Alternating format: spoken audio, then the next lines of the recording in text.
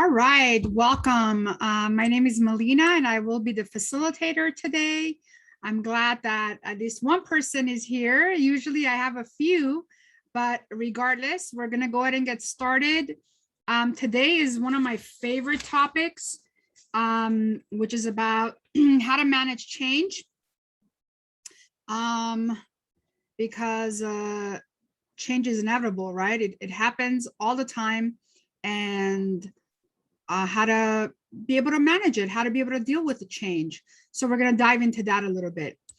So just to give you a little bit of understanding of who I am, I operate my own business. It's a coaching and human skills training for corporations.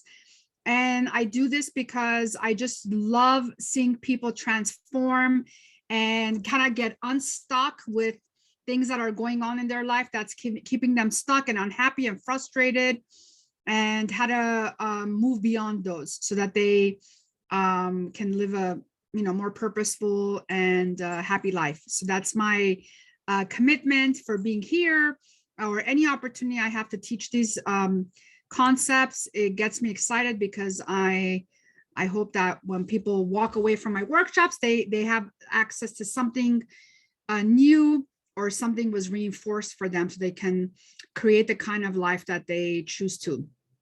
Just a little bit about my background. I have a master's degree in psychology with an emphasis in marriage and family therapy. Although I went through all the training, and right before I was going to get certified and become a licensed therapist, I decided to go on a different route and got further certifications and operate my practice as a life coach. Gives me more flexibility and access to many methods that I didn't feel like I had access to as a licensed therapist. So I've been enjoying that ride since 2003.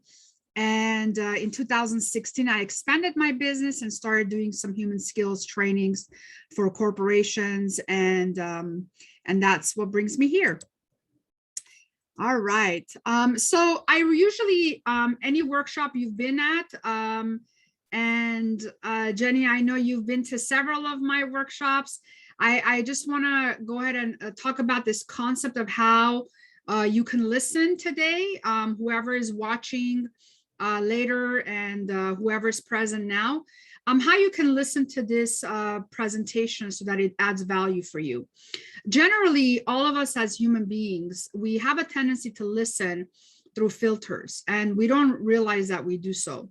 What do I mean by we listen through our filters? We listen through our own perceptions about life or our experiences. You may have logged into this workshop because you know something about the topic, or interested to learn more, or going through some changes in life that's tough for you.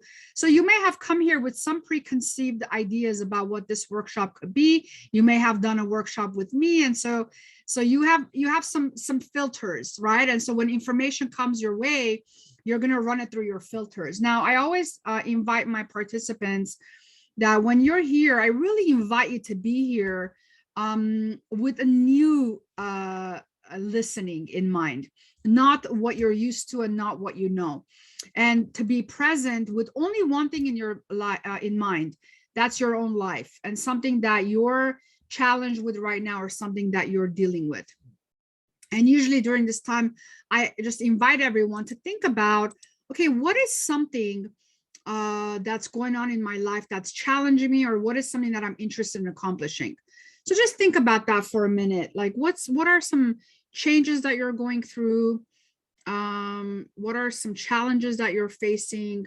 Or maybe you've picked up something new. You're interested in accomplishing a new role in your life, or a new task. So, oh my God, Jenny, I'm so sorry. Oof, that must have been heartbreaking.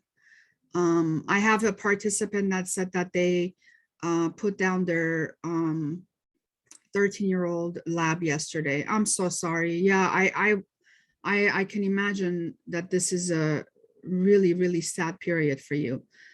So and a huge change, because now you're dealing with that loss.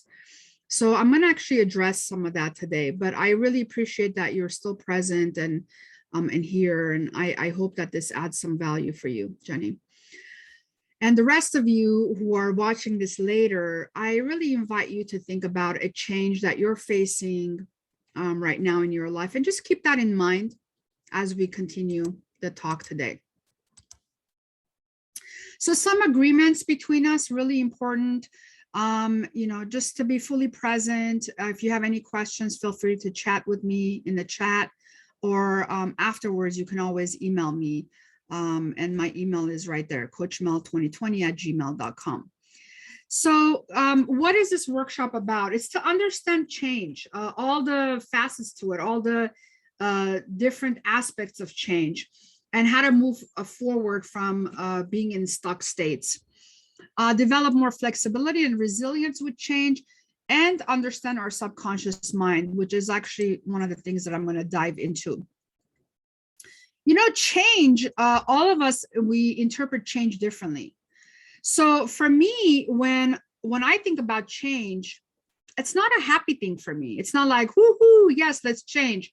Because my life story is that I moved twice as a young child. One time when I was 10, and then another time at age 13. And when I'm saying move, I went from, my ethnicity is Armenian, but I was born in Iran. And we moved out of Iran because of just the living conditions there, especially for Christian Armenians. It wasn't a easy place for us to continue to live after the revolution. So we moved when I was 10, we went to Germany, and then we lived there for 3 years, and then we moved to the United States. So for me, change means pack your bags. We're moving to a whole different country where you have to learn a new language, where you have to adjust to a new life, a new culture, new practices, and so forth. So for me, change is not I don't embrace change immediately. I know that after we moved, even though I experienced, a couple years of depression and time to adjust to my new life, ultimately it ended up being a good thing. But when it was happening, there was a lot of suffering, and that's always present. That's one of the stages, actually, when we go through change, is suffering. And actually, suffering is the Latin root of the word suffering, means to experience or allow.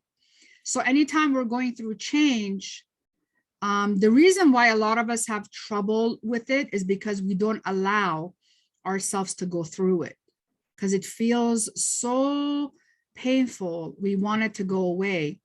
And if we don't have, and it's not our fault. No one taught us how to deal with these changes. No one taught us how to, process our emotions or deal with our emotions. So we get stuck. And so we're going to talk a little bit about that. So when I was, employed for someone else, and, I would have my boss come and say, oh, we're going to change your desk around, or we're going to move you to another office, or there's this changes coming to your, your routine, your tasks that you've been doing.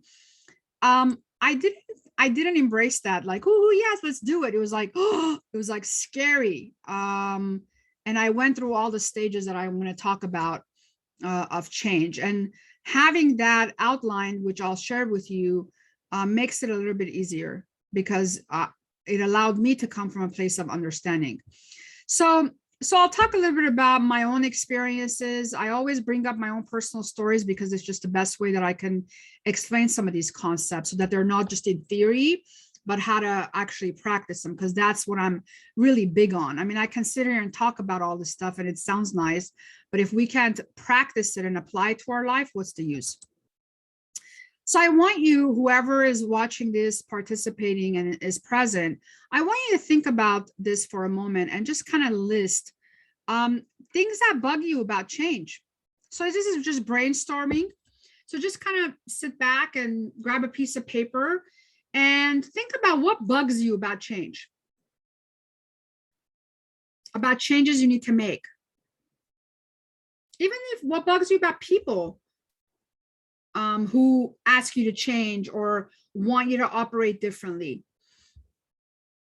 and in just general, like if you're writing this, what bugs you, you may talk about people that bug you, situations in your life right now that bug you, things about yourself that may bug you. So I just want you to go ahead and write it down and just really be honest with yourself. So take a few minutes to write those down.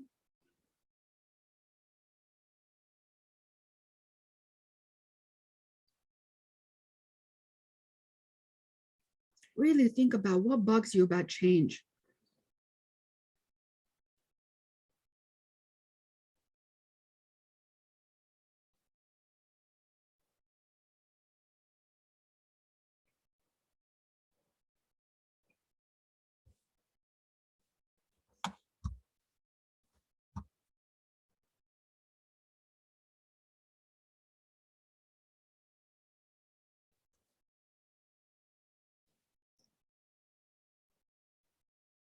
All right, so I'm sure you have a few things on your paper, things that bug you about change. So just kind of, this is just for you to like empty the trash, because when we have all these things in our head that are bugging us, it's hard to concentrate and focus on learning more information. So this was like really just dumping everything out.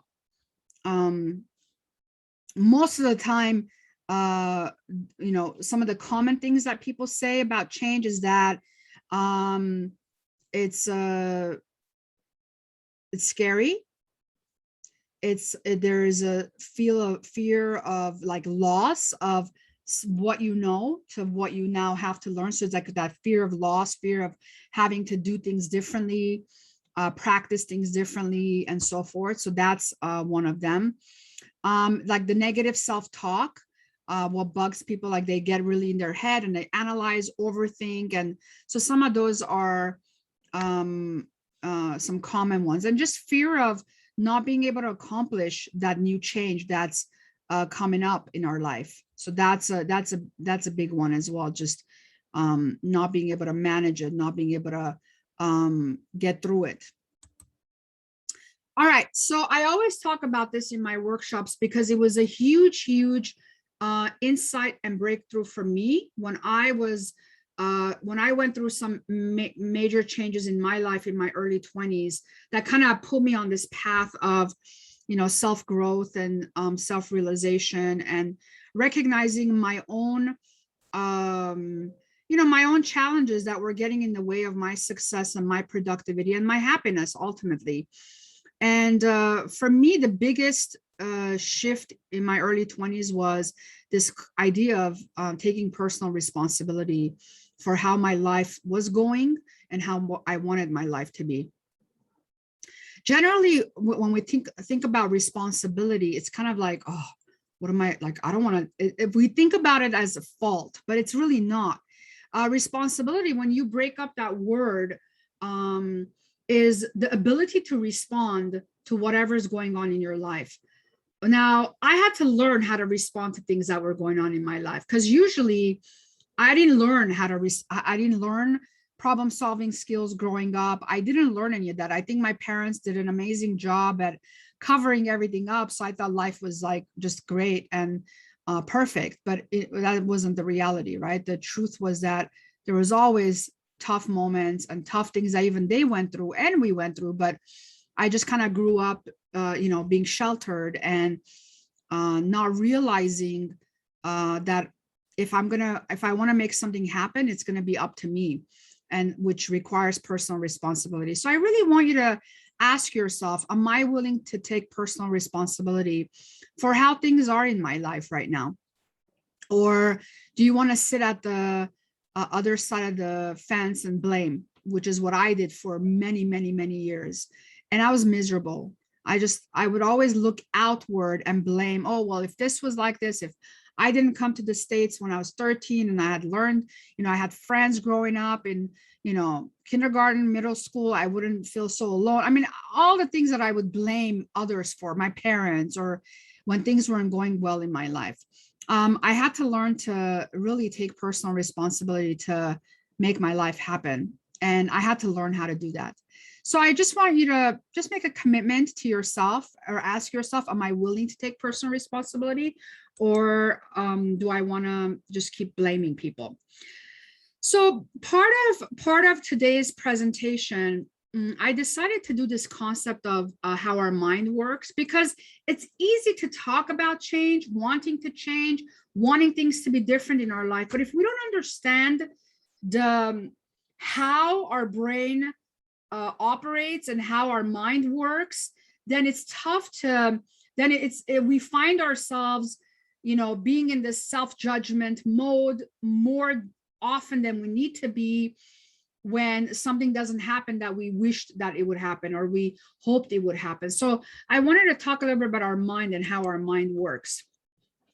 So I want you to look at this graphic here, and this is a picture, like a pie chart of our mind and how our mind is divided. The first part, the blue part, this part of the mind is you know what you know.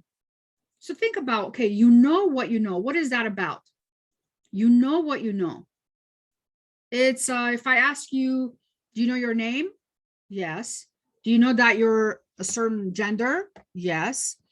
Do you know that you live in the United States? Yes. So it's what you know. It's not it's whatever's in your immediate awareness, and you have access to that information. So that's, oops, excuse me. All right, let's go back. So that's this part of our brain, our mind. Okay, you know what you know. The second part is a little bit bigger, and it's you know what you don't know. What does that mean? You know what you don't know. Think about that for a minute. All right. So this is about, you know what you don't know. So if I were to, if you're not Chinese and I ask you, do you know how to speak Chinese? You'll say no. If you're not a pilot and I ask you, well, do you know how to fly an airplane? You'll say no. So that's, you know what you don't know. Okay. That's slightly bigger part of our mind. The third part, which is a little bit bigger than first and second, is you don't know what you know. So I want you to think about this for a moment. You don't know what you know. What is that about? This should be hurting a little bit. Like, what? You don't know what you know. What does this mean? Okay. So I want you to think about this as, let's say, a hidden talent. Okay. Something you haven't done, but then somebody asks you to do it because you're required either at work or you need to do it. And you're kind of scared because you don't know that you know how to do that. But then after you do it, you're like, oh my God, I didn't know I could do this. It's like those hidden talents that we have, or these hidden abilities that we have, but we don't know that we have them until we are put in a position where we have to access those. And then when we do it, we're like, wow, I didn't realize I could do that. So that's this part of our mind, okay, the orange part. Now, the biggest part of our mind, which some people refer to these as black spots in your mind, is you don't know what you don't know, okay? You don't know what you don't know. What is this about? Usually people say, well, how can I tell you if I don't know what I don't know? That's a common response I get. I want you to think about this. You don't know what you don't know is aspects of you that are there, but you are not aware of it. It's kind of like if I were to be talking to you right now, right? And I, every time I get excited, I touch my nose. And the next time I get excited, I touch my nose. And Jenny says, hey, Melina, do you know you touch your nose every time you're excited or every time you're teaching these workshops? And I tell Jenny, I'm like, I don't know what you're seeing, man. I don't know what you're talking about. I don't do that. Okay. This is about things that are so part of my being. It's so habitual that I don't even recognize that I'm doing it. Okay. Until maybe it's pointed out, or until it's something that keeps repeating in my life over and over again. Now think about this. That is the biggest part in our mind. It's what we don't know. So most people, walk around feeling like they know people, they know why people are doing certain things, why people are talking a certain way. But in reality, we only have very little access to us, ourselves, let alone other people, right? It's what we don't know that controls our life. And I'm going to talk about it in this way. So it's basically what the image I just showed you is exactly the image of this iceberg. The conscious mind is what you know, and the subconscious mind is that you don't know what you don't know. There's so much depth in all of us as people, as ourselves, and we don't have access to this information. So I'm going to break this down and explain it in a different way. And this is a concept that I learned 20 some years ago after I participated in a seminar called Create Freedom and Awareness. And this was a seminar that was being offered in my hometown of Glendale, California, by a nonprofit called ARC Family Center. And the founder of the nonprofit is Dr. Edward Kruverdian. And he played a huge role in my transformation, because these are some of the things that I learned from him and reading his research about how, people who experience trauma, the psychological effects of trauma, and his research focused on the Armenian genocide and how the effects of that is passed down generationally. And if we don't realize, and if we don't wake up to the impact that it has, we won't be able to live like a really fulfilled and purposeful life. So for me, this information is golden, and I'm happy to be able to share this information with you. And I use his model of explaining this concept. There's many models out there, but this was the most simple. His background before he became a psychologist was an engineer. So he always liked to explain things in a very simple way. So I want you to think about our mind and how our mind is divided into several different sections.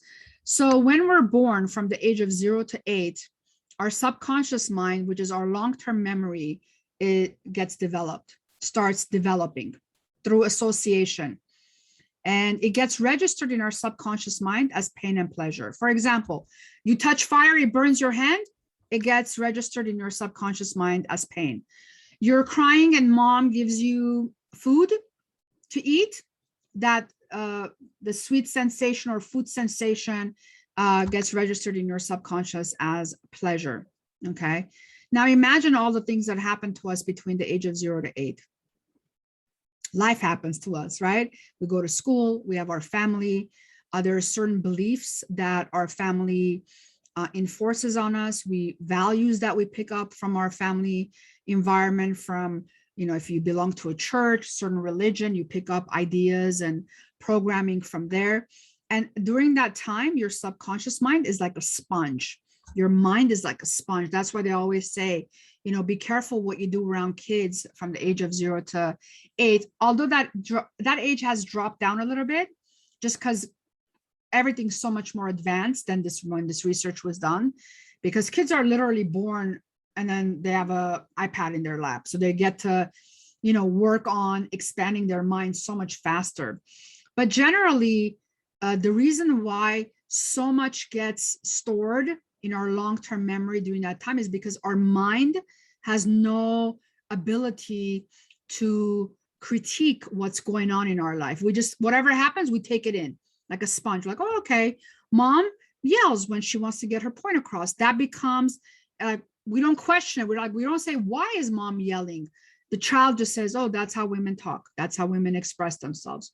Or, vice versa. Mom doesn't talk and she's withdrawn. You pick that up as a common way of being, or that's how women behave. So from the age of 0 to 8, our subconscious mind is developed. Only after that, after 8 years old, is when our critical mind starts developing. And this is when you start critiquing. This is the why period of children. If you've had children, this phase.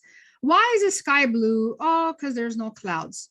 Why is there no clouds? Well, because there's wind. Why is there no wind? I mean, it's like it can be ongoing. There's never a stop to the Y phase of children is because they are now developing their critical mind and they're starting to ask questions versus just taking in everything like a sponge. Okay. Then after our critical mind develops is when our conscious mind develops. And our conscious mind is, it's all the thoughts we have. It's all the things that we're aware of in the moment, feelings that we're experiencing and so forth. It's like in the given moment, what we are aware of. The subconscious mind is what's there, but we're not necessarily aware of it. Okay, just like the example that I did earlier with my nose, right? Like I'm not aware that I'm doing this until like Jenny says, you do that. And I'm like, really? I don't think I do, but okay. And then I may realize it. So I wanted to explain those concepts. And I also want to talk about primitive mind. This is really important, especially nowadays and the impact of this in our lives. But I'm going to move to the next screen to talk about the primitive mind. Now, I'm sorry if my dog is barking around here. No way of controlling that. So I want you to think about our conscious mind and our subconscious mind. Now, when they did research, they found out that our conscious mind has only 12% power, but our subconscious mind has 88% power. So think about this for a moment. So when you wake up and you're conscious of something that's going on in your life, that has only 12% power. This is your in the moment, what you are aware of. But what really controls our life is our subconscious mind. So our conscious mind justifies everything. I know what I need to do to be happy. I know what I need to do to lose weight. I know what I need to do to save money. I know what I need to do to be in I know what kind of a relationship to be in next time, what kind of a selection to make in my partner next time. That's the I know. Okay. But the I know is not what's choosing the things in your life. It's what you don't know. It's the subconscious mind, because that's where all of our beliefs, our values, where what we've learned, what our mind has associated with, that's where everything is stored. Okay. Really important piece. Then we have our primitive mind, which I mentioned earlier. Our primitive mind, I want you to think about it this way. Primitive mind is primitive. It's like this mechanism that has been with us since the beginning. Okay. So I want you to think about it in terms of if we were cave people, okay, and we're hanging out, and all of a sudden a lion comes to attack us. What will we do? What are our options? Well, people usually say, well, I'm going to fight the lion. And then some people say, I'm running. I'm not fighting the lion, right? So those two mechanisms still exist in all of us. The fight-flight mechanism, okay? And the fight-flight mechanism is triggered, or we access that when we experience stress, and when we experience overload of information. Okay. And that's what these arrows are about here in this picture. Now, I want you to think about that our mind is designed to handle and manage certain units of information. Okay. So these arrows are just units of information that are coming into our mind. And units of information are our experiences. We wake up in the morning and there's a lot of traffic. That adds more stress. Then if you have a smartphone, adds stress. You have social media accounts, you have just overload of information. Then you go to work, you have emails you have to check, people you have to deal with, deadlines you need to meet, overload of information. Then some unexpected things happen. You get the point, right? So our mind can handle a certain amount of pressure, but when that pressure gets amplified, when we don't have coping mechanisms to deal with, to manage our daily stressors, if you don't have anything in place to unwind, to release your stress, if you don't meditate, if you're not exercising, if you're not watching what you're eating, if you're not doing any of that, what ends up happening is you never rest enough to operate from conscious mind. What ends up happening is you drop down and you're operating from primitive mind. And primitive mind is robotic. Its existence is what you do to survive. And our fight now, because we don't have lions attacking us, but we do have overload of information and stress. So our fight is to fight the overload. Okay, so we develop anxiousness, aggression, okay, nervousness, right? To react. It's our natural body reaction to overload and stress. Or we flight. And for every one of us, flight is different. It looks different. For some people, they drink. Some people, they smoke. Some people withdraw emotionally. I have a client that whenever he's in a very stressful situation, he locks himself up in his room because he lives with his mom and watches movies. That's just what he needs to do. That's his withdrawal. Okay, doesn't return texts to friends who want to hang out with him. So some of my clients, they get in a car and they just drive. They just drive for hours. They're like, I need to clear my mind. I need to clear my mind. So everyone has a different flight. Okay. And when we're overloaded and we don't have any ways of dealing with our stress or the overload of information, we drop down and we're flighting, basically. We're running away. And it's not a healthy place to be because it's primitive. We're not living our life to the fullest. We're just surviving and existing. And that's why it's not a healthy place to be. And that happens to us also when we experience too many changes. You know, COVID, I mean, nobody saw that coming, right? But the changes that came along with it, some people have experienced positive changes from it, and some people experience very painful changes from it.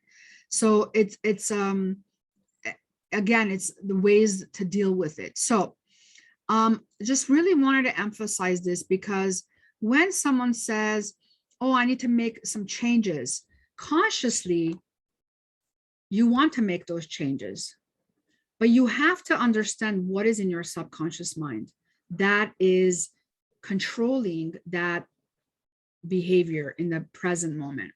So people ask me, well, what do you want me to do? Go back and remember what happened to me from the age of 0 to 8? You can do some work around that. I know I did because I was so fascinated by this information where this is where I went from blame to personal responsibility because I was so stuck in my old ways of my subconscious controlling me that I didn't even know I could consciously design my life. You know, I just went, like, I'll give you an example. One of the messages I got in my subconscious mind is this idea that I am not smart enough, especially when it comes to academics. My brother was a super, super smart kid. He still is a very smart man. And school was effortless for him. For me, it wasn't the case. I compared myself a lot to him growing up, and I felt like I'm just not good enough. I'm just not book smart.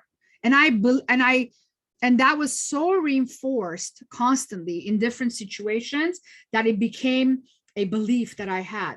So now I'm a grown professional and I want to accomplish more things. I want to do more things. I'm like, that's it. I'm going to tell my boss but then I want to take on more projects. But then my subconscious was like, no, but you can't do it. You're not smart enough. You're not this enough. You're not that enough. So then I would continue get stuck in that vicious cycle. And that's what I want to talk about. So when people say, what do you want me to do? Go back and remember what happened to me from the age of 0 to 8. You could. That's why people hire therapists and coaches, and especially people who work with this concept.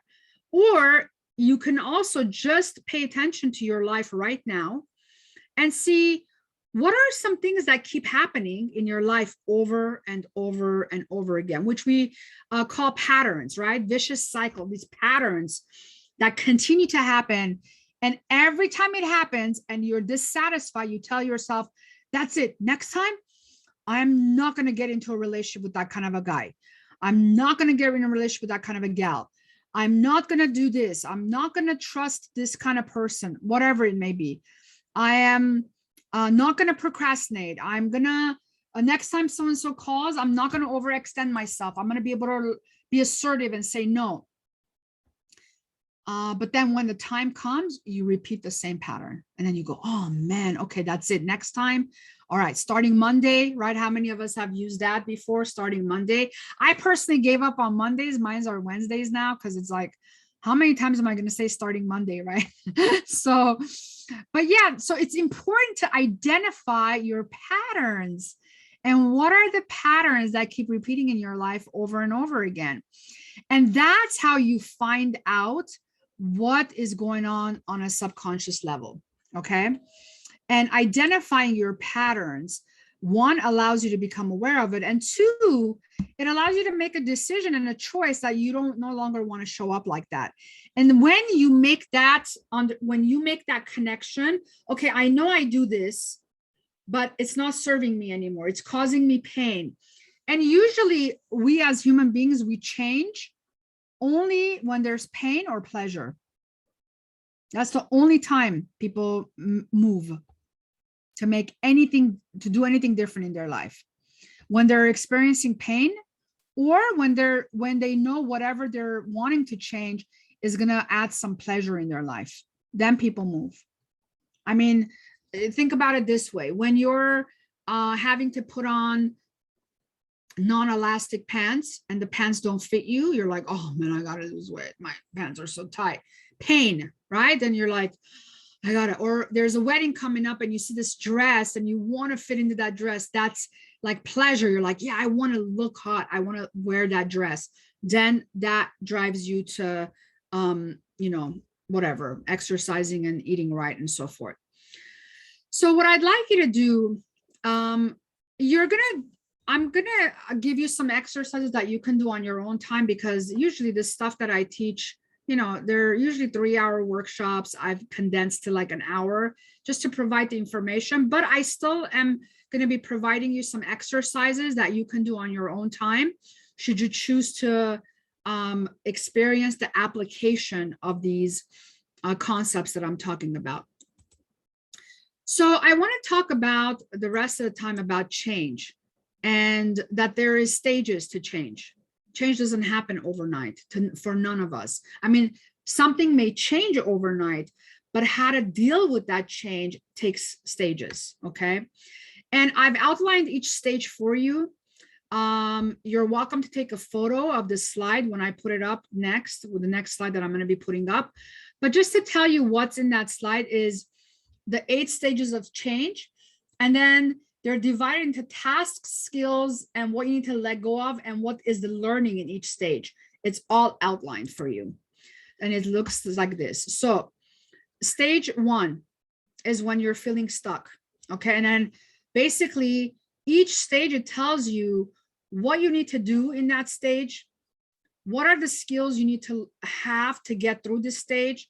What do you have to let go of in order to be successfully complete this stage? And what are the possible learnings in this stage? Now, this is research. This is science. This is what people have researched and discovered, that when we experience change as human beings, we go through these stages. Now, some of us may skip one stage faster than the other. Some of us may get stuck in some of these stages, but it's really about getting through these stages so that we can get to live integrated with that new change that is happening in our life. Okay. I personally am going through some career shifts in my life right now. I'm collaborating with this company, and they want me to come on board and become a mentor with them, and eventually an instructor. And for me, when that was presented to me, although it's a great opportunity, it's also a massive change for me. And I am literally going through all these stages. Okay. I just passed stage 4. I was stuck there for a while, but letting go of the unknown. And that is one of my biggest challenges, because it's like, I want to know what's going to happen. Like, is this really a good move for me? But I won't know until I jump, right? But I'm just letting you know that we all go through these stages. And it's funny, when I was putting this workshop together, I was like, oh, this is not a coincidence. I needed to revisit all this information. And I actually have printed these stages, and I'm evaluating each stage for me, because I'm still at stage 4. I need to get to stage 8 with this transition in my life. So just, I really wanted to provide this for all of you. It's a helpful kind of an outline to understand and not blame, because when I didn't understand that there is all these stages to change, I would be very judgmental, or I talked about, negative self-talk earlier. I'd be like, what's wrong with me? Why can't I do it? I see all these other people doing it. Why am I stuck? Because I have a different, life story. I have to have different experiences. And this is really important, because when I understood how we all are, as much as consciously we want to live our best life, there are limitations that we have that we need to become aware of. It really increased my empathy towards myself as a human, but also towards other people, that to understand that we're all going through our own, right? I mean, it's cliche. We've heard this before, like, we're all fighting our own battle, but that's true. We are, and we cannot possibly know what other people are going through, because we don't even know what's in their subconscious mind. We don't even know what their blueprint of life is, and how they're reacting to life, and how they're receiving the experiences that are happening in their life. So I really wanted to share this with you. And I hope, if you haven't yet, let me see, I want you to go ahead and take a picture of it. I'll leave it up for a minute so you can take a picture of this and have access to this. All right. So let's talk about the 8 stages of, oh, I went the other way. So why is change so difficult? Because it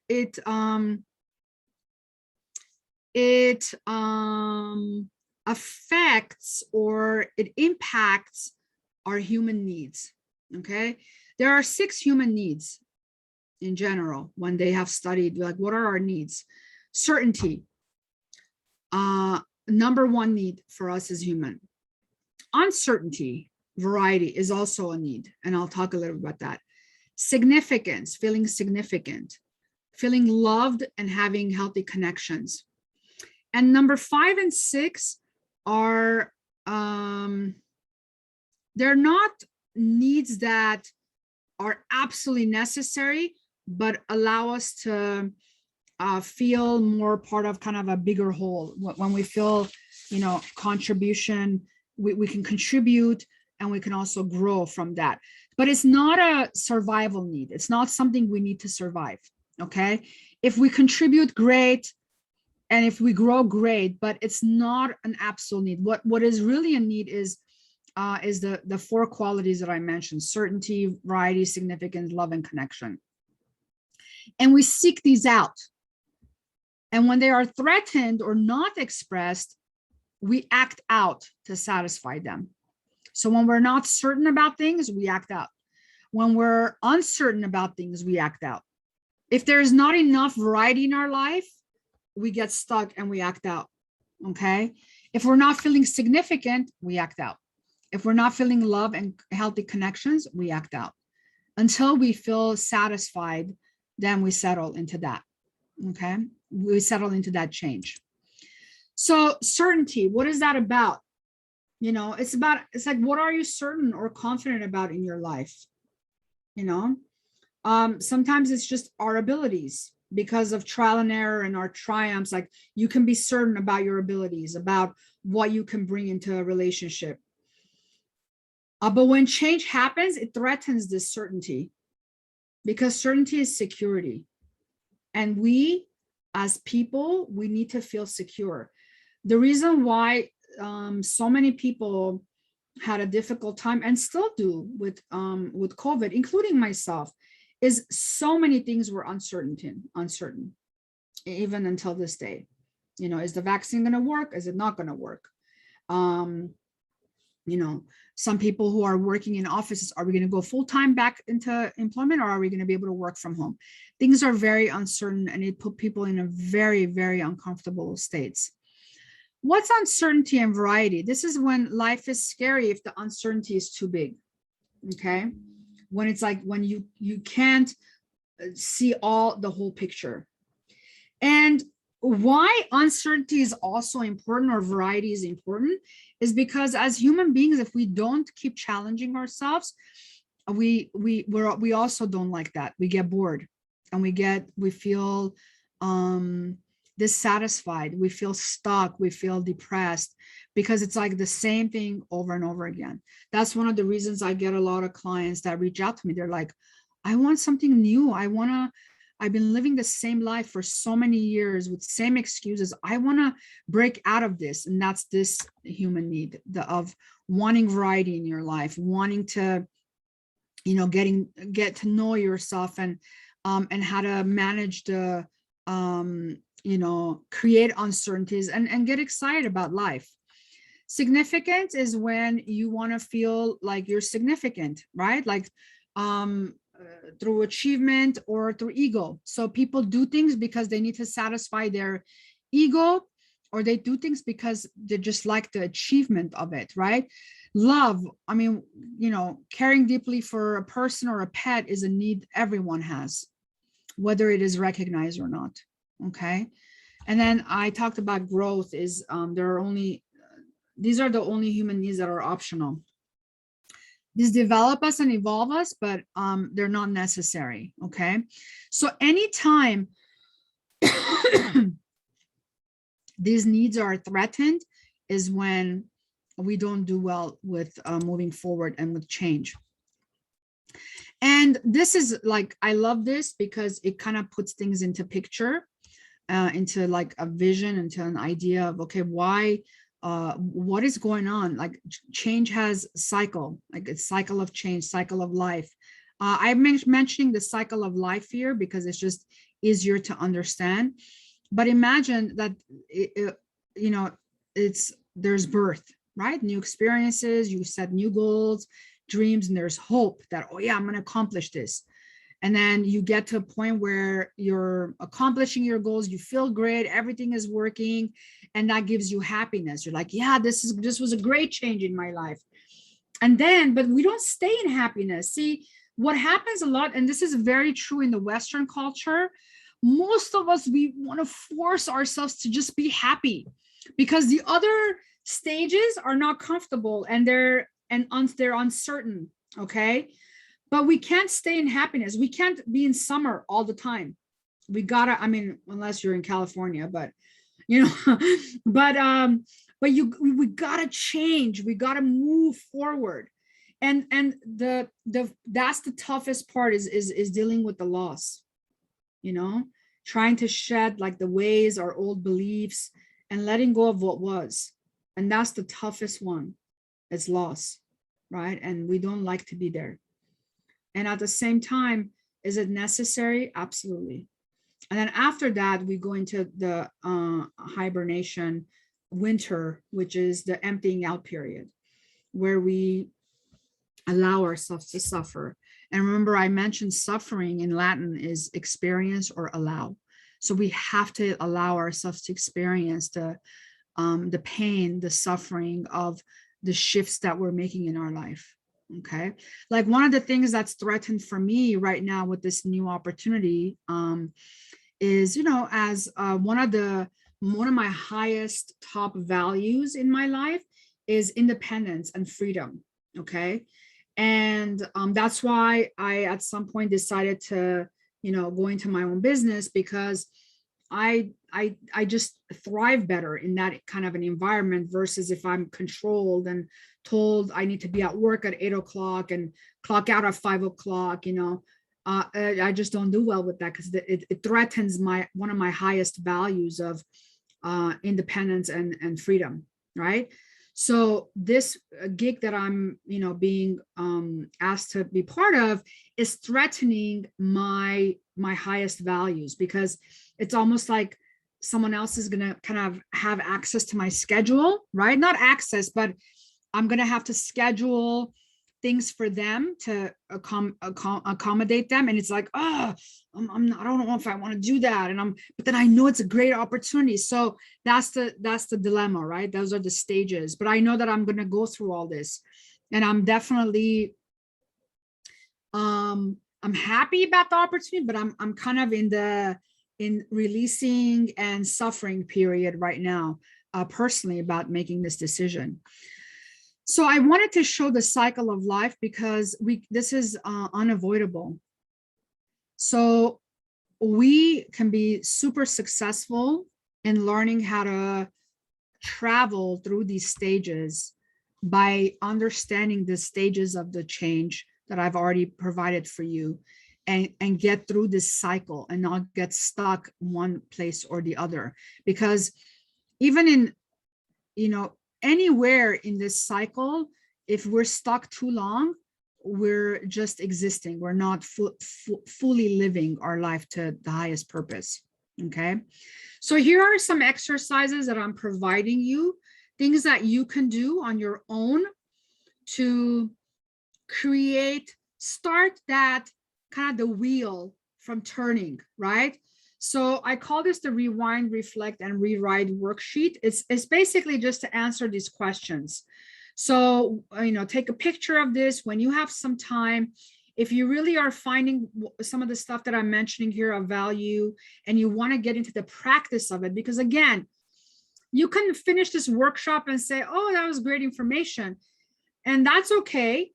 And at the same time, if you want to create some new opportunities in your life, some shifts in your life, you cannot do it without applying these concepts and practicing them. So this is basically, you read each question and you answer those questions until 4. And in order for you to really understand, why do you want to make this change? And by the way, I'm doing this, everything I am telling you, I am applying to my current life change that I'm dealing with. Okay. I had to really focus on why do I want to make this change? Why is this important for me? Okay. And I have a why strategy that I share with you of this. You can use for anything you want to make a decision on in your life. And I mean, as simple as where to go on vacation, to relationship stuff, to, any decision you need to make, basically, or anything that you want to create in your life. Running it through these questions is magical. And I had to sit down and say, yeah, what will happen if I make this change in my career?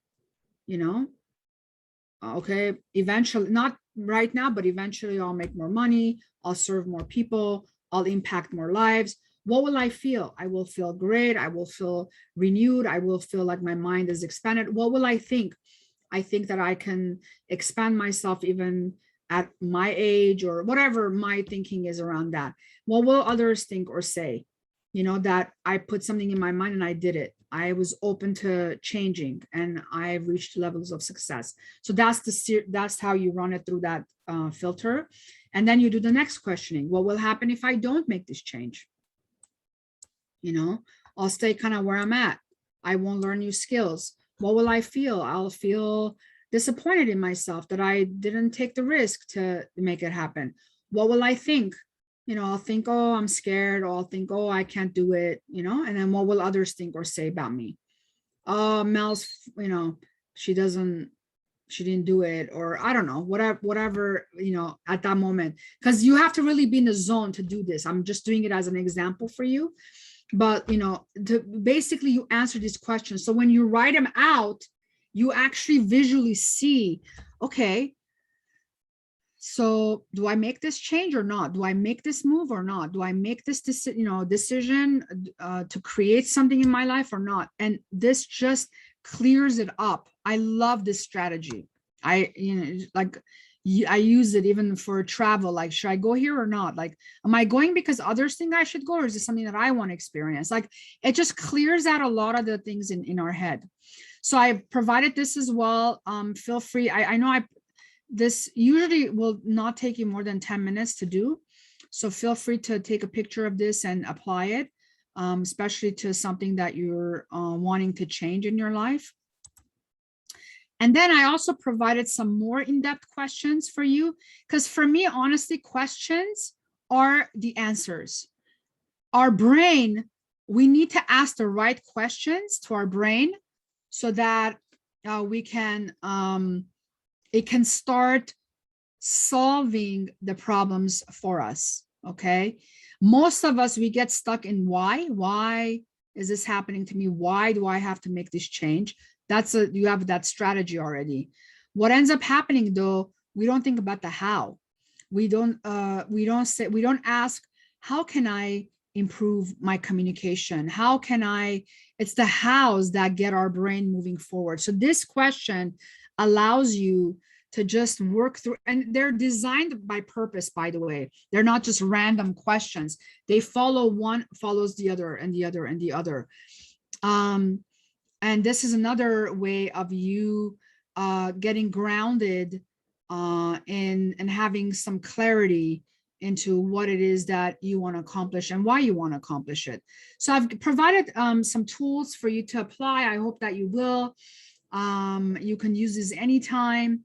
And if you want any of these emailed to you, feel free to email me at coachmel2020@gmail.com. And I'll be happy to email this information out to you as well, whoever is present here and whoever is going to be watching this later. With that, I end my presentation. If you can please, I'm going to put this in the chat. Let me see if I can copy this. Okay, for some reason, it's not allowing me to copy it. But if you can, please fill out the survey. It really is going to help Santa Barbara County America Job Center to see how valuable these trainings are. And remember to complete the survey. I thank you for being present today. I appreciate that you were here, and I hope that this added some value for you. And looking forward to seeing you next month for the next topic. All right, bye-bye.